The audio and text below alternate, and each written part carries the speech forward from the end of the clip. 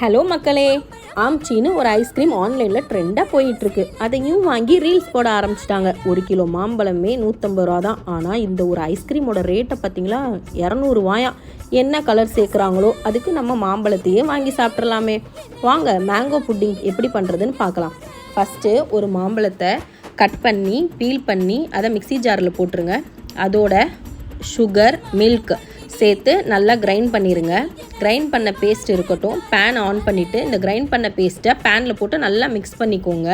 அதுக்கப்புறமா ஒரு பவுலில் கார்ன்ஃப்ளவர், லெமன், மில்க், சுகர் போட்டு நல்லா மிக்ஸ் பண்ணிக்கோங்க. பேனில் அந்த மிக்ஸோட நம்ம கலக்கி வச்சுருக்க அந்த கார்ன்ஃப்ளவர் தண்ணியையும் போட்டு நல்லா மிக்ஸ் பண்ணி நல்லா கட்டி பதத்துக்கு வந்ததுக்கப்புறமா ஒரு பவுலில் சர்வ் பண்ணுங்கள்.